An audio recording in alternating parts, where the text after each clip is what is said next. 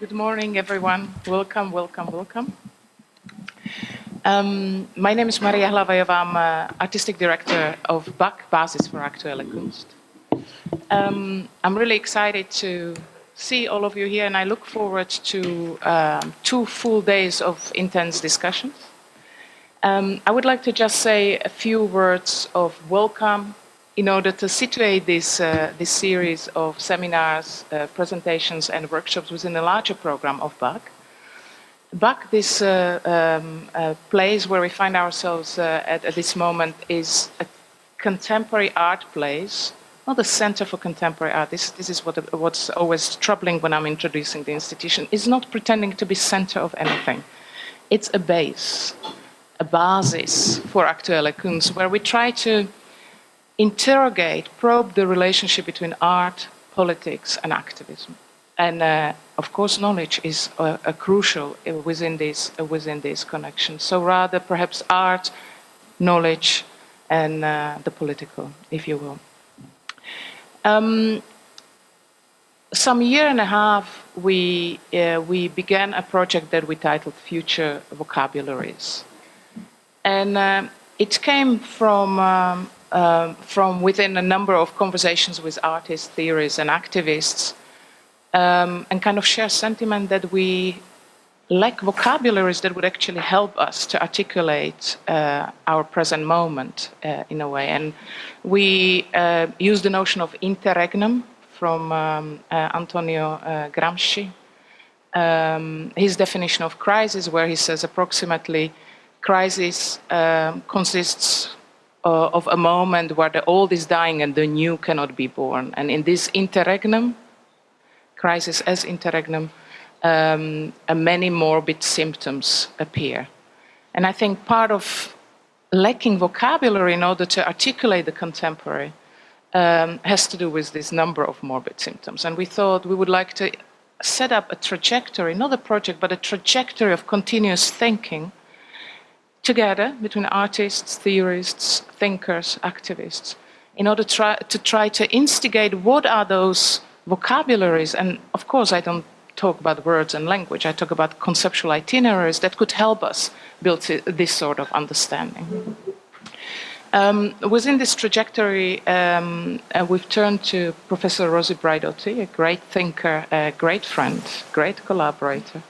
We've realized a number of projects together in past, and it has always been extraordinarily challenging and fascinating set of conversations.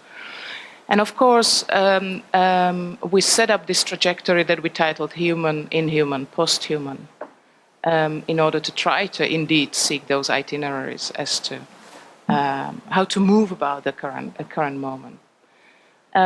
Just a couple of weeks ago, we closed the exhibition down that was part of this trajectory, Human, Inhuman, Posthuman, called Anthropocene Observatory,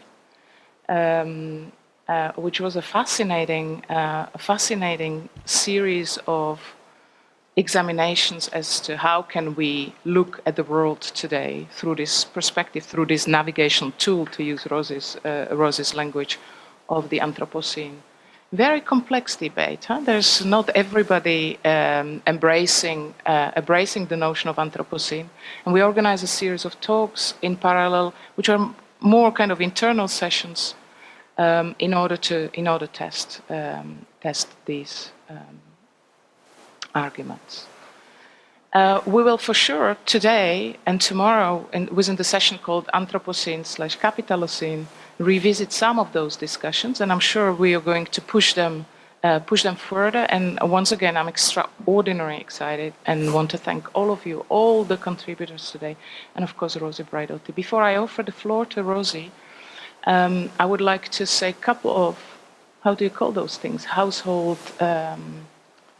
Housekeeping, something, announcements, imperatives. You see about language, Rosi always seeks some sort of generous. I would like to propose that we collectively envision this series of sessions as perhaps something like public editorial meetings.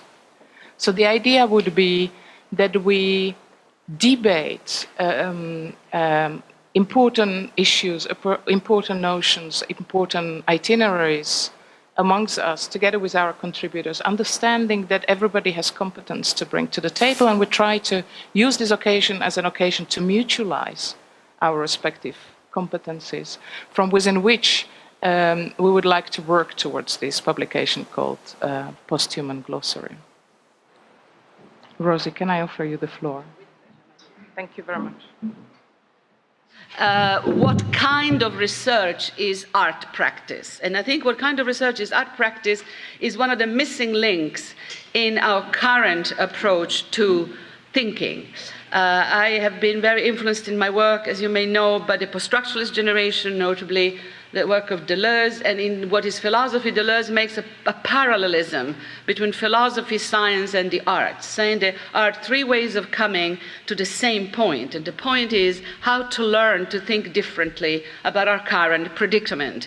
Not to think differently because we're really cool people that love to think differently, but because the historical predicament that we're in requires new schemes of thought. We cannot put old wines in new bottles, or as Einstein said, quoted extensively by our colleague Henk Oosterling, we cannot solve the problems with the same language that created them in the first place. We need conceptual creativity. We need to learn to think differently. How? Enters the second set of concerns, and here I would need my first gin and tonic of the day, the situation of thinking in the contemporary university. Can we have a drink, please?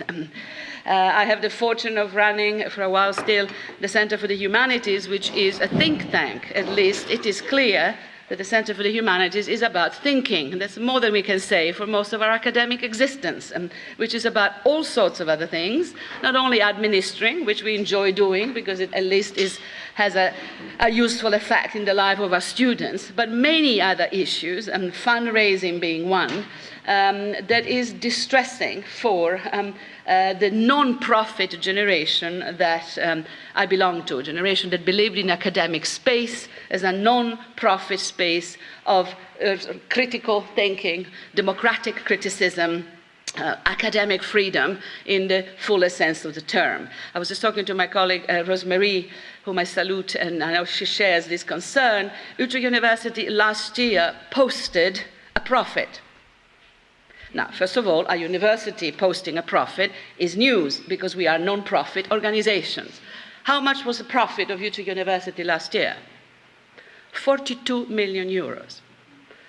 Exactly, thank you. How does a university make 42? Hello, Rector, I know you're listening. What does this mean? What hedge funds are we investing in? That's all I can say. You do not make this sort of profit on real estate, on student fees, or even by sacking half of the population of the academics, which we have been doing systematically, but putting people on temporary, part-time, adjunct, labor, sort of endangering contracts. There is something about a contemporary university that should make us think very seriously about the conditions of production of knowledge and thought. It's very worrisome. To call it neoliberal economics doesn't even begin to approximate it. So to create spaces where thinking can actually occur with the danger, the risk of silliness, the risk of experimenting with things that don't work, the risk of saying politically unwelcome things. Creating those spaces is very much, for the last sort of 5 years that I have of university life, is my last losing battle. I've done nothing but fighting losing battles all my life. This is my last one. And in this effort, the thinking differently, creating spaces where critical thinking can still exist, the alliance with people that being outside the university, insofar as art platforms like the BAC are outside the university, seems to me a lifeline. So I hope that in the future, Maria, we can continue somehow, that we can continue inventing structures to bring the university back, ferry the university back towards critical thinking, non-profit work, the creation of spaces of democratic criticism, spaces where risks can be taken, even risk of financial loss, horror, oh horror. And I hope for the young ones in the audience, this also allows you to bring together bits of your existence that I know from working with you are rather segregated. All of you have a double life as artists of sort. I mean, academia is your day job. Then comes photography, video, DJing, VJing, pasting, cutting, and internet stuff. There comes planet yoga and body practices. You all have a double life. And I think if we could bring the creativity of your second life into your day job, then we would have given you a higher education that you deserve, and we would have produced citizens that are actually equipped to actually meet head-on the challenge that our ideological systems call creativity and innovation. We want creative industry, but we don't know how to train creative people now. There's another challenge. I think that the arts and places like the back, curators and critical thinkers are trainers for creativity in the risky innovation, not only in the profit-making innovation sense of the term. These are some of the concerns that motivated the process that begins today and will go on for the rest of our next 5-6 years, I imagine, although it is contained in this first sort of lot of seminars. The posthuman is not a concept. Maria already said it. I also wrote it in my book. It's a navigational tool. It's a compass to try to zoom in on a number of issues that are happening, a number of world historical events that are also resonating with the scholarship. And the first planet that we explore today is clearly the Anthropocene. Again, not a concept, scientifically very dodgy. We were flabbergasted, I think, when we had Bruno Latour opening this series a few weeks ago on a sunny Saturday morning. 850 people came to listen to a non-paper by Bruno Latour on the non-Anthropocene. Extraordinary. Okay, Latour may be the name, but also a concept that clearly resonates very strongly. We have immediately matched Anthropocene, the era in which human activity has a geological impact, with Donna Haraway's brilliant. If we have a genius in the feminist queer community, it has to be Donna Haraway. She always gets it right. Capitalocene, the effect of capital on the ecological life of the planet. Look up her paper on the Capitalocene, hilarious, to the point. The material and the discursive, world historical effects and the state of the scholarship, bouncing from one to the other, trying to actually understand, are we in an era of extinction? Extinction of what?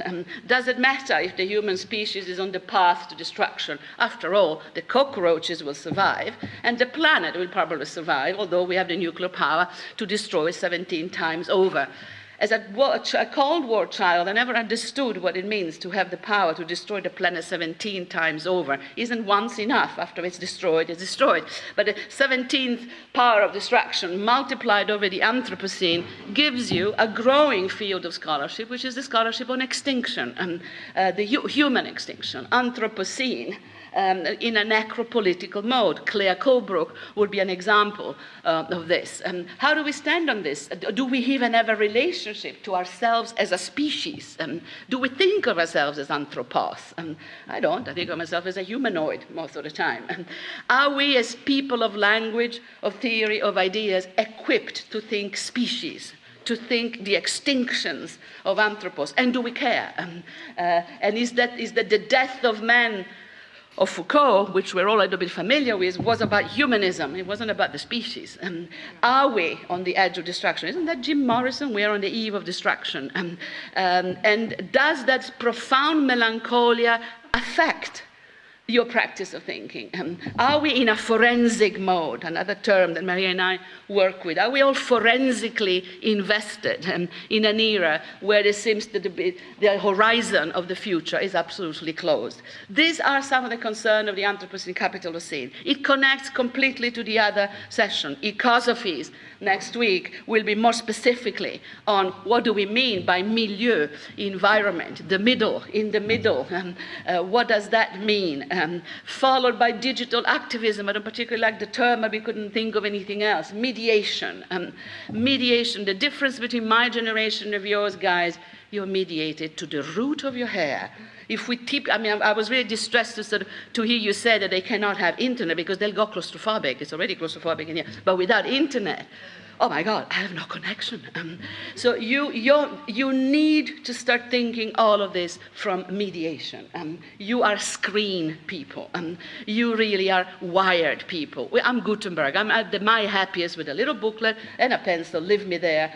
I can't even remember. I don't even remember to switch on my phone, let alone switch it off. So what are the effects of mediation on discussion of the Anthropocene, discussion on ecosophy, and how do we understand mediation? Hence the last, and in my opinion, the punchiest, the coolest session, algorithmic cultures, and how are we to think algorithmically? How are we to think of the media, the systems that allow us to live on screen and perceive everything, including the specter of extinction, as ultimately data, bits, and images on a screen. And I call it the tyranny of the rectangle, the screen, on which everything happens. So I'm really launching here an intergenerational appeal as a Gutenberg person to the non-Gutenberg generation. How do we think this mediatedly? I brought in all of my favorite critical thinkers, those that I could get hold of, and Maria brought in a great deal of the artists, and then we brought in crucial people like Tim Vermeulen, who's hiding in a corner, who can actually talk to both, people who can actually work with artists and work with scholars. And I think this dialogue between practitioners and theorists is of the essence. So both the afternoon session and the second day, I hope you will return not only to consume the lectures, but to help us construct the Posthuman Glossary by participating to the open discussions. This is a little bit the story. We will be here throughout, mixing the pot, and you'll have great difficulty shutting us up. But I'm very excited that you're here. Bring some of those people who didn't show up and stay with us throughout the process. She came from Skopje, but she did come. It took Katerina Kolozova 3 days to exit the Balkans. I'm exaggerating. And I hope she will tell us something about the state of great turmoil that Skopje is at the moment. You probably saw things on television. I've known her how long? Good God. We were kids when we first met. We still are kids at heart. But currently, Katerina Kolozova is the director of the Institute in Social Sciences and the Humanities at Skopje and professor of gender studies at the University American College, also at Skopje. She's been a visiting professor in multiple universities in the United States. She's a key figure in the transatlantic connections in gender, queer, and other fabulous studies areas. A continental philosopher, ladies and gentlemen, a continental philosopher. She reads French theory. There's about 3 of us left in the Western world, so all of us are ganging together, the continentals, as we call ourselves. A very important book, Cut of the Real, came up with Columbia University Press last year. She really has traveled a long way to be here, so make her feel very, very, very welcome. Katerina Kolozova.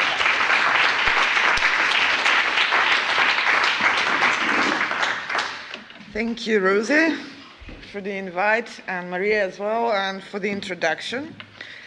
Let me just offer some clarification. It took me 3 hours to get here. We're in the same time zone and on the same continent, although it seems like, a different continent, the Balkans. It's not as horrible as they report in the West. There was a minor terrorist incident, and there is a political crisis, but yeah, there is a lot of drama there, and no one knows what's happening anymore. We have been participating, the students, professors, in riots, trying to democratize the higher education. Part-time workers have been protesting. It's been just, being a responsible citizen or being politically engaged citizen, not just an intellectual, because there were workers as well protesting. And in the end, now we find ourselves in the midst of something which is a fight between Russia and America, and we don't know what it is. Rosi and I tried to figure it out last night, and for that reason I had to dream about Al-Qaeda all night. Dreaming how I explained to Rosi and my mother that it's Al-Qaeda behind all of this. This is a sign that I have no clue what's going on there anymore. Now we have no idea what's going on there. So that's all I can say on that situation. But yeah, the reference to the context I come from is relevant because it touches upon certain transformation that Europe is undergoing, obviously, and they have an ideological dimension, according to me. The so-called East of Europe and the so-called West, it seems like the difference is no longer that obvious, where both sides are caught up in neoliberalism. They're just different political systems with different political rhetoric operating with neoliberalism. I mean, I'm sure no one believes that, you know, Russia, Hungary, Serbia, or Macedonia are outside of neoliberalism, and nor is the West. So the two ideologies of democracy and whatever that is we have in the West, according in the East, according to the Russian model, whatever that is, Orban called it democracy without liberalism, I think. These two so-called ideologies that crash and clash against each other seem utterly fictitious. They are non-ideologies, not in the non-philosophical sense of the word.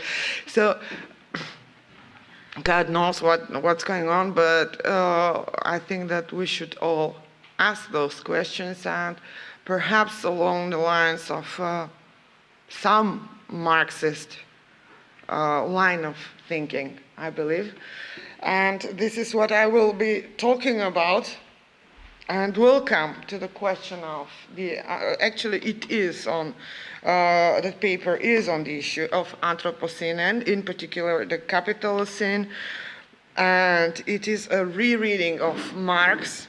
It's an excerpt from my forthcoming book. It's not quite an excerpt. It's also a bit revised for this occasion. So now we're going back to the question of humanism and that Rosi raised, what we have meant up until now, building on the post-structuralist legacy by the demise or the utter deconstruction, dismantlement of the concept of humanism as a philosophical concept, of course, not of the human. And let us return to that question, departing from Marx. Actually, let us return to the point prior to adding the prefix of post or in or non to the notion of humanism. And let us revisit Marx's concept of humanism, the species being. This is, I'll start with a quote from Marx from the early works, the economic and philosophic manuscripts,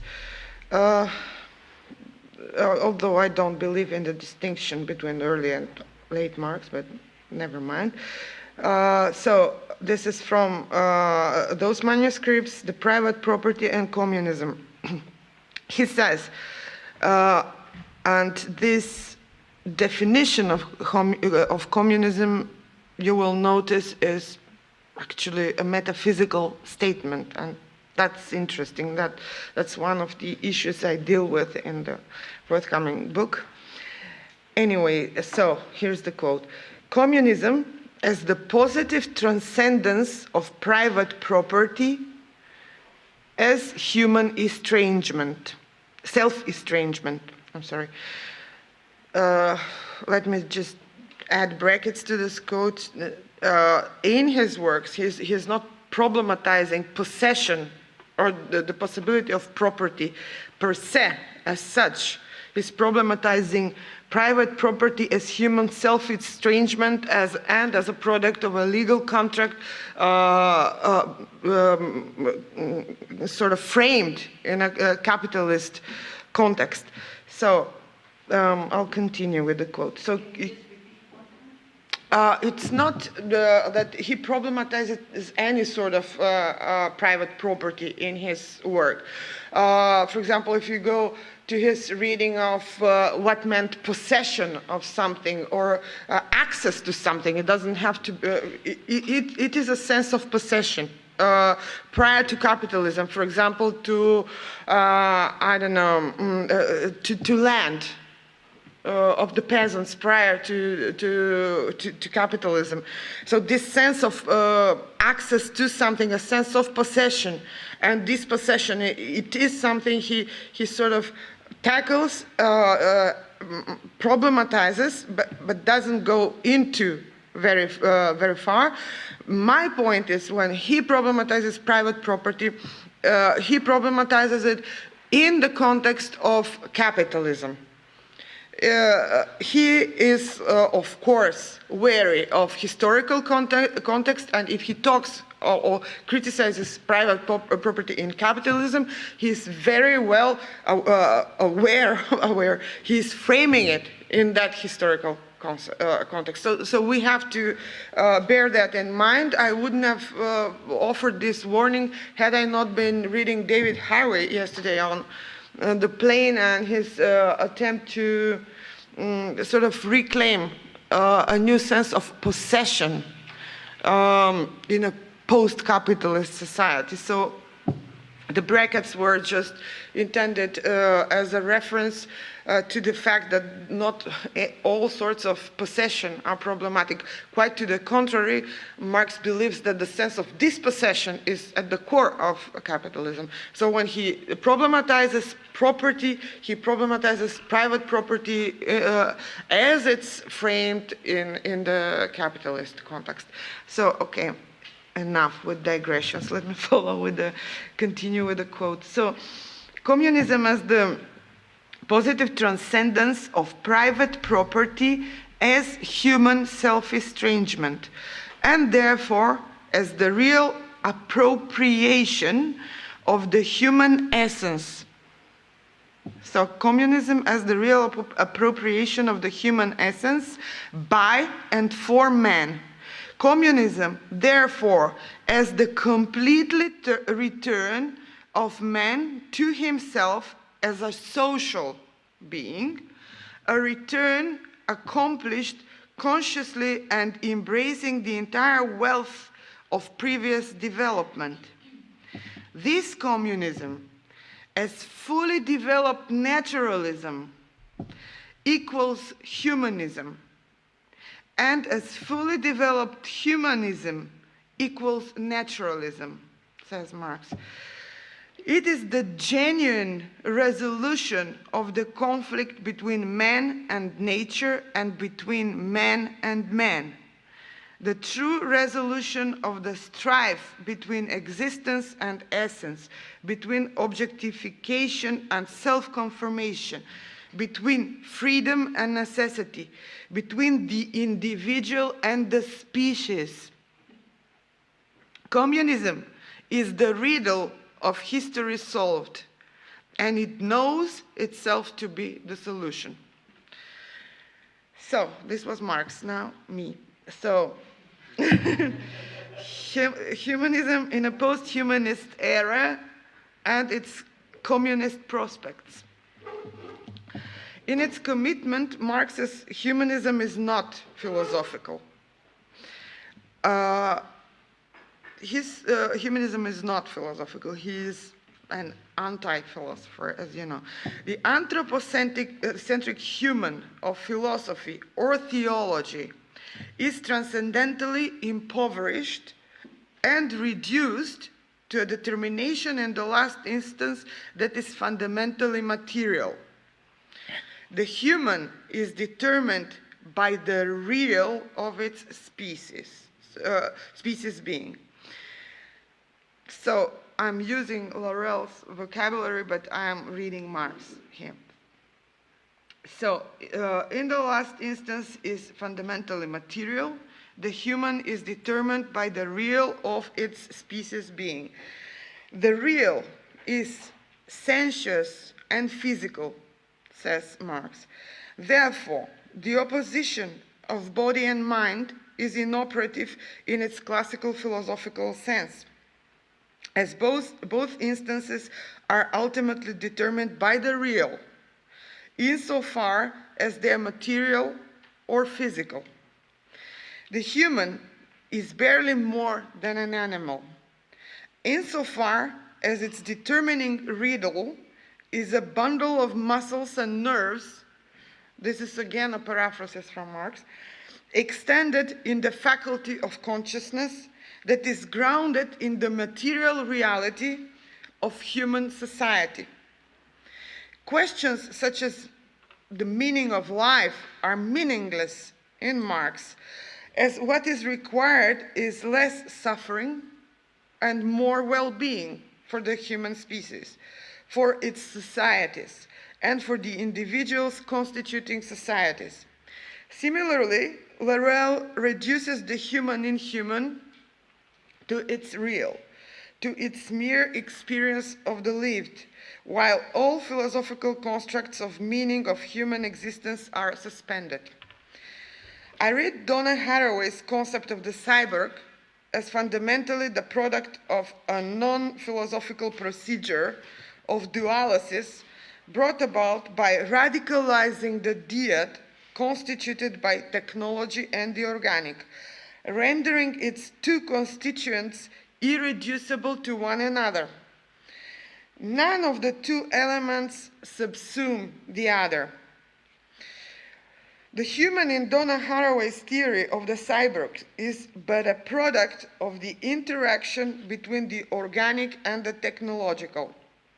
Let us radically determine the technological as an operation of society, whereas society in the last instance should be determined as the praxis of language. Resorting to psychoanalytic terminology, I would argue that the tendency to expand the possibilities of language as scientific and hence technological is the drive and the desire of society in any form.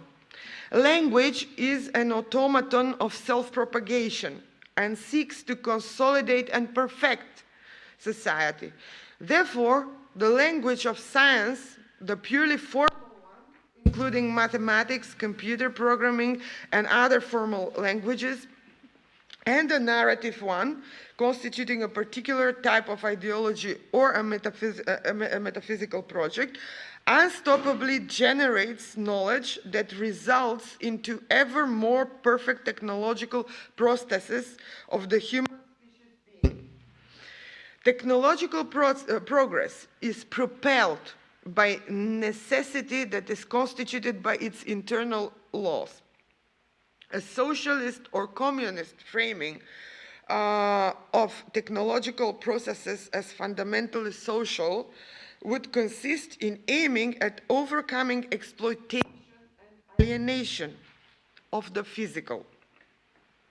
According to my reading of Marx, according to Marx himself, but I have to say that this is a reading, my reading, because there are other readings, like, you know, you have acceleration. So they seem to just don't mind about these points. He explicitly makes the reclaiming of the emancipation of the physical and the sensuous. Or the organic, Haraway. Nowadays, capital possesses and controls technological progress. Capital dictates its tempo, following the pace of unstoppable acceleration. And let me add another pair of brackets now. Accelerationism, even the left version of accelerationism, as inspired by Nick Land, is nihilism. And it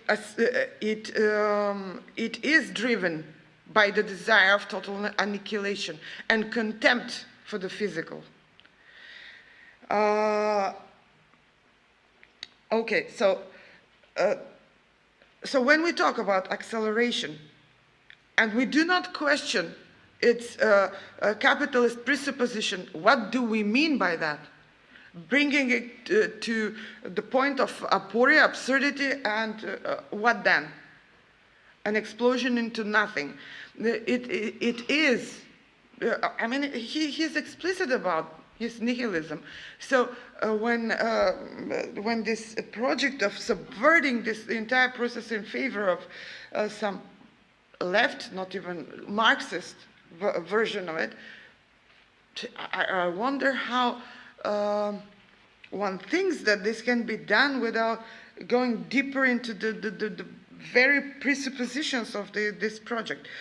Just fixing, you know, the rhetoric, but not questioning the drives beneath the project. So capital dictates its tempo, following the pace of unstoppable acceleration of capital's reproduction and growth. This reality is grounded in the material facts of the ruling economic foundations of the technological development, its status of property owned by the capitalists, and finally in the fact that it is determined by the laws of capitalist social reproduction. Not only are the capitalists, but also they are masculinist, patriarchal, and militarist. The human and its technological prosthesis, or the hybrid of technology and the organic that substitutes the human, or in other words, Haraway's cyborg, is the product of militarist and misogynist capitalism. And let us recall this famous quote from Haraway's Cyborg Manifesto, where she says, "Cyborgs are not reverent." So she's pointing to their subversive potential, but also to their capitalist and militarist tenets. And one has to deal with them. So cyborgs are not reverent. They do not remember the cosmos. They're wary of holism, but needy of connection. They seem to have a natural feel for united front politics without the vanguard party. The main trouble with cyborgs, of course, is that they are the illegitimate offspring of militarism and patriarchal capitalism, not to mention state socialism. But illegitimate offspring are often exceedingly unfaithful to their origins. Their fathers, after all, are inessential.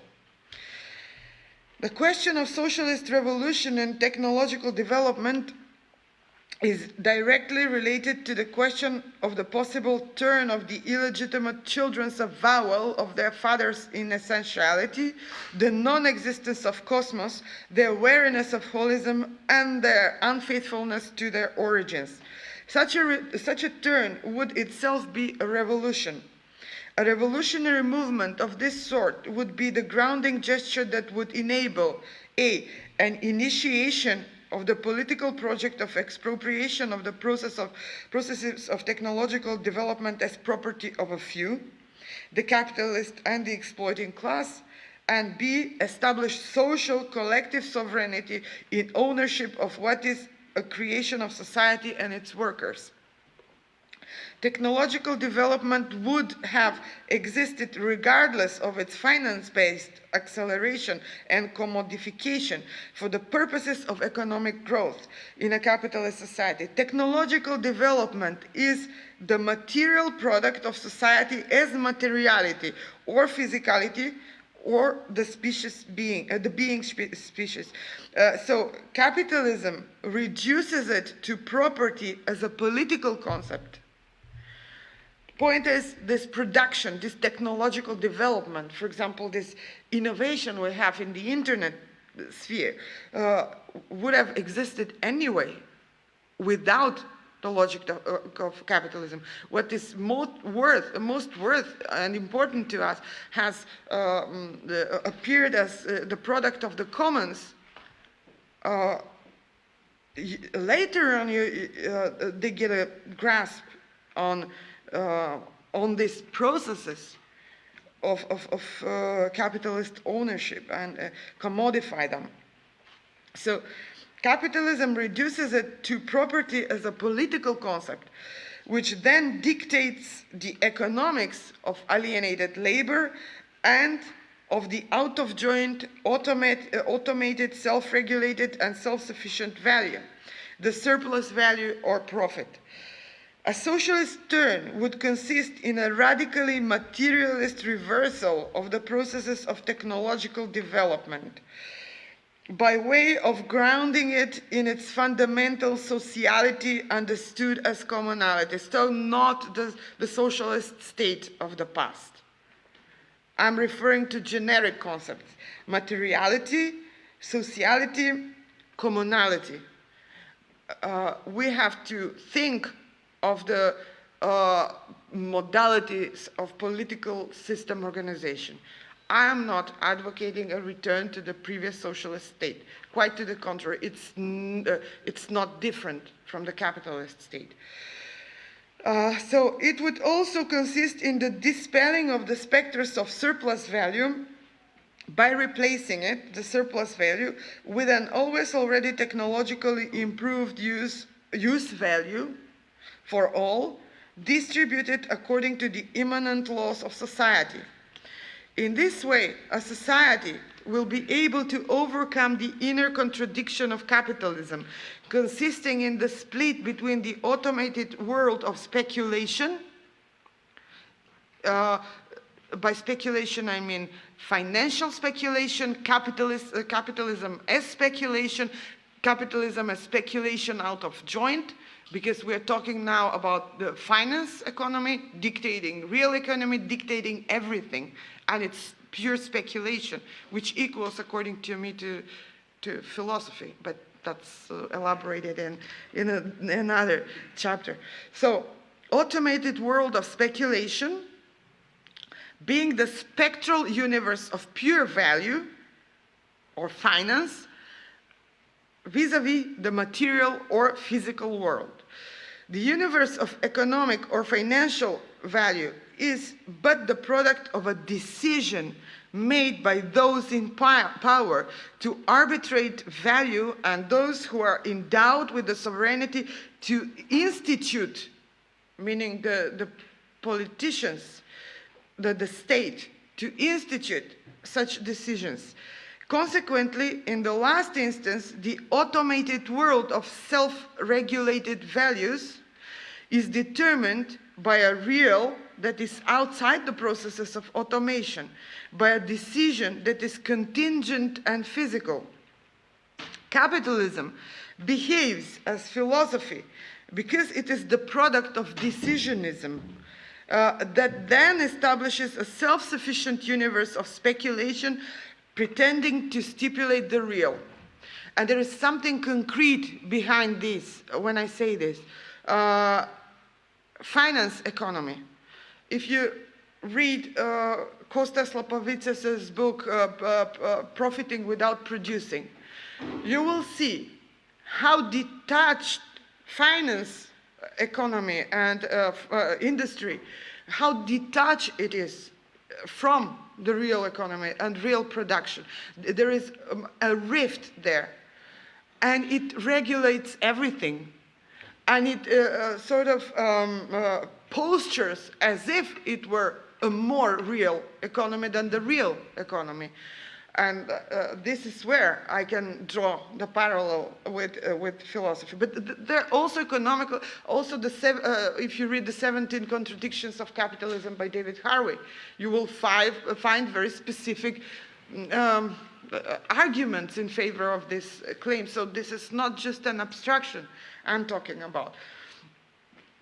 So technological automation and capitalism mirrors the very logic of capitalism.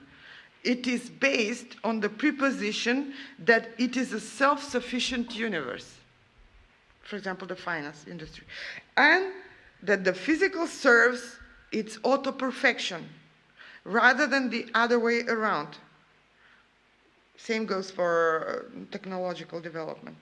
So another quote from Marx. I don't know how much time I have. Maximally another 7-8 minutes. Oh, okay. I'll finish by then. So,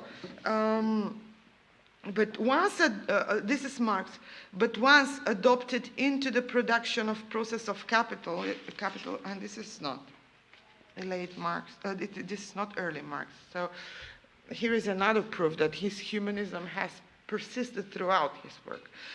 This is Grundrisse. So, but once adopted into the production process of capital, the means of labor passes through different metamorphoses, whose culmination is the machine, or rather the automatic system of machinery. System of machinery, he explains, the automatic one is merely its most complete, most adequate form, and alone transforms machinery into a system set in motion by an automaton. He uses the word automaton here, a moving power that moves itself. This automaton, consisting of numerous mechanical and intellectual organs, so that the workers themselves are cast merely as its conscious linkages.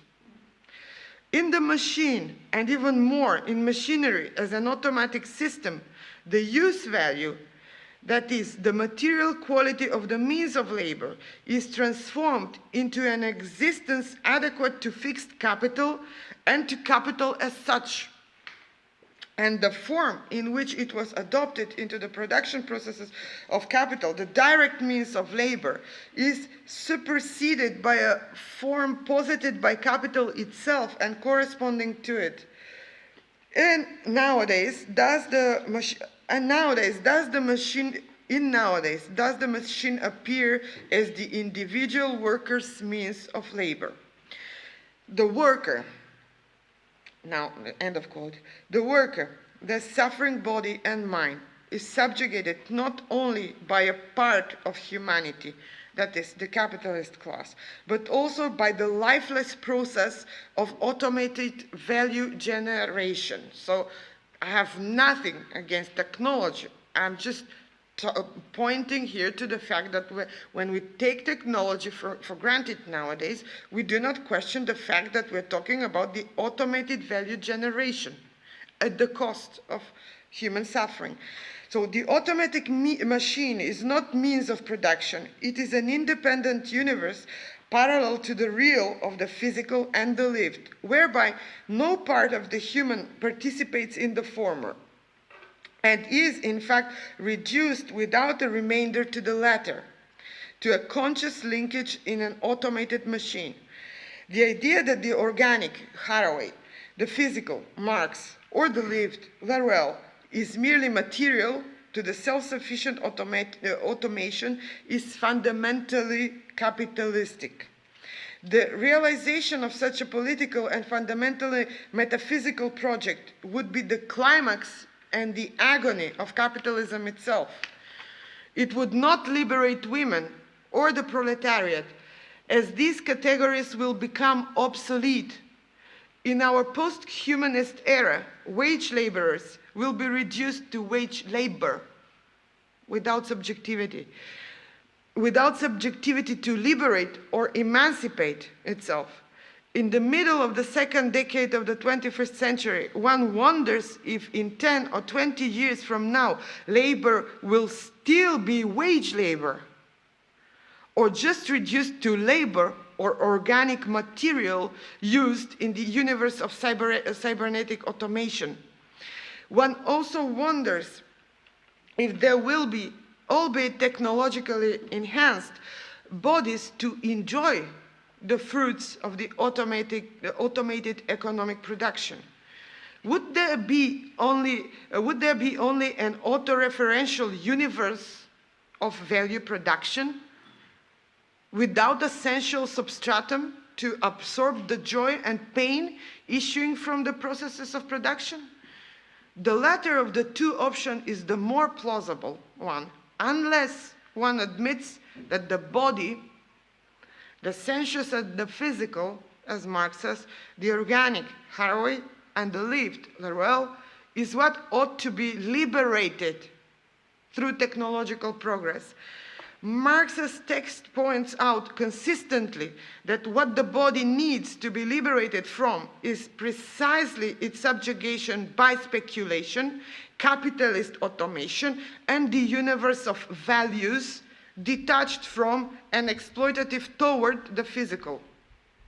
In our era of accelerated capitalism, we do not need to accelerate it, it's self-accelerating.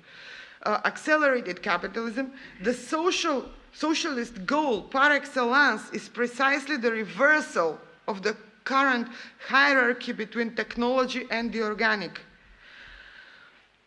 Automation is self-sufficient in a fashion that is analogous to the principle of philosophy's sufficiency as diagnosed by Laruelle. Its self-sufficiency implies objectivation of labor, that is, its abstraction and alienation as a result. Both objectivation and abstraction are enabled by the split between speculative reason or philosophy and capitalism and living labor. The function of objectivation as a fundamentally capitalist operation is precisely the subjugation of the living labor and its exploitation. Now I have a lengthy quote from Marx. There is no time for that, I guess. Let me just conclude. The communist or socialist or the properly Marxian vision of technological development aims to serve as an emancipating extension of the living labor made possible by social production. In his impressive rereading of Marx, Michel Henry notes that this concern is the line of consistency in the underlying unifying principle of his entire opus, which is falsely split into young and late Marx. The split between the late and young Marx, argues Henry, is a falsity and the result of the creation of Marxism before the publication of most of Marx's philosophical writings, and in particular the German ideology, which vindicated in a letter the mature Marx as the work that aimed, by the mature Marx, as the work that aimed to settle accounts with our former philosophical conscience. Emancipation of praxis as subjectivized life is the main political and philosophical concern of Marx, both in his philosophical and economic writings and in his entire early and late work. So this is a quote from Henry. The concepts that remain or that appear in the course of the theoretical elaboration are those that have a fundamental reference to praxis, as, for example, the concepts of the individual, of subjectivity, of life, or reality, and so on. And let me point to the fact that after a close reading of lots of Marx, he refers much more often to the concepts of the physical, sensual, and the lived, and the real, also, than the material. He has a whole paper, the thesis on Feuerbach, and also the German ideology, where he problematizes the philosophical presupposition of materialism itself. He tries to reclaim some sort of materialism, but he is wary of using the term because of its philosophical inheritance. So let me end with Shulamit Firestone. She claims that if the subjugation of living labor is fundamentally physical, then, in its last instance, it is sexed. Susceptibility to exploitation is related to the body's vulnerability, which is dependent upon the variables of age, health, among others, with gender or sex being the most massive variable among them all. However, gendered hierarchy in the exploitation of living labor in the processes of overall social reproduction is not a variable, but rather a constant. This means that the emancipation and liberation of the proletariat, as the expanded generic concept I proposed, is dependent upon the success of a feminist revolution. Technology in service of socialism is at the same time technology in service of feminism. I'm done.